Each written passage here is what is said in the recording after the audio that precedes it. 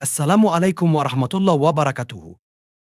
Welcome to Purified Minds, where we explore the inner workings of our soul from an Islamic perspective.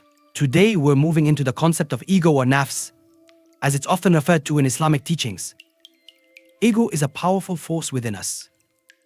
It's that part of ourselves that seeks self-preservation, a sense of identity, and even personal achievement. In a balanced form, ego helps us recognize our worth and motivates us to reach our potential. But when unchecked, the ego can become a dangerous force. It can lead to arrogance, pride, and a desire for superiority over others. It distances us from Allah and ultimately from the pure and humble nature Islam encourages. Islam reminds us that our ego should be carefully managed. If nurtured, it can guide us toward personal growth.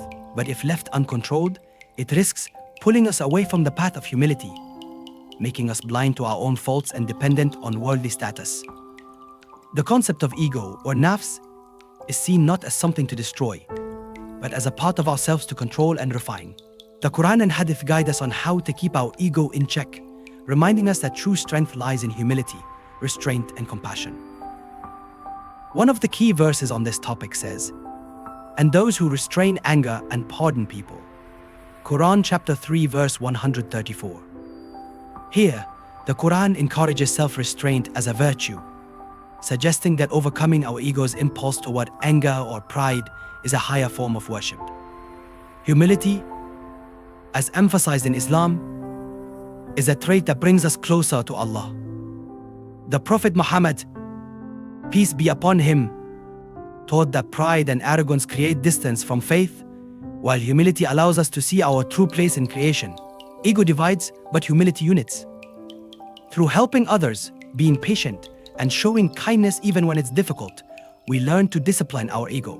Every small act of compassion, every instance of holding back from anger or judgment is a step toward controlling the ego, making us better Muslims and closer to Allah. In Islamic teachings, nafs, our ego or inner self, is understood in 3 levels, each representing a different stage in our spiritual journey. The first level is Nafs al-Ammarah, or the commanding self. This is the part of the ego that inclines us toward base desires, impulses, and arrogance. In this state, we are led by worldly cravings and selfishness, and it often clouds our connection with Allah. The second level is Nafs al-Lawwama, or the reproachful self. This level is characterized by self-awareness and a conscience that guides us to reflect on our actions. It's the stage where we feel guilt for our mistakes and recognize right from wrong, signaling a desire to improve. Here, the ego is more disciplined, but still battles with worldly temptations. Finally, the highest level is Nafs al-Mutma'inna, or the peaceful self. At this stage, the ego is calm and content, fully at peace with Allah. This level represents a deep surrender, where a person finds satisfaction in the remembrance of Allah and feels free from pride, arrogance, and worldly desires. This is the ideal state Muslims strive to attain, a level of closeness to Allah that brings harmony to the soul. Reaching this third level requires self-discipline, prayer, and humility. It's a journey of striving against harmful pride and embracing the peace that comes from faith and surrender to Allah's guidance. Managing the ego is a lifelong journey, but Islam offers us practical steps to keep it in check, helping us lead a life grounded in humility and sincerity. One powerful tool is self-reflection. Taking time to journal or simply think about our actions and intentions each day can help us recognize when our ego may be influencing our behavior. This awareness is the first step in correcting course and realigning ourselves with Himinda. Another essential practice is sincere dua, or prayer. When we ask Allah for guidance and forgiveness, we are reminded of our dependence on Him and our place in the world. Regular prayer cultivates humility, bringing us closer to the level of the peaceful self, or Nafs al-Mutma'inna. Gratitude is also a key part of managing ego. When we focus on what we're grateful for, we shift from wanting more or feeling superior to acknowledging the blessings we already have. This simple practice of gratitude reminds us that everything comes from Allah, reducing our sense of self-importance. Finally, seeking forgiveness for our faults from Allah and from others teaches us accountability. It helps us recognize when we have let ego get in the way and allows us to repair relationships and strengthen our bond with Allah.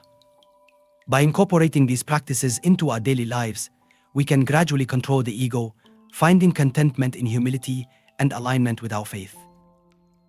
As we've seen, managing the ego is not a one-time task, but a lifelong journey. It's a daily practice of humility, gratitude, and self-awareness that brings us closer to Allah and to those around us. Let us remember that each step we take to control our ego brings us closer to peace, contentment, and true inner strength. It's these qualities, humility, gratitude, and compassion, that allow us to navigate life with dignity and grace, aligned with our faith. May we all strive to live each day with a humble heart, seeking closeness to Allah and kindness toward one another. Assalamu alaikum wa rahmatullah wa barakatuhu.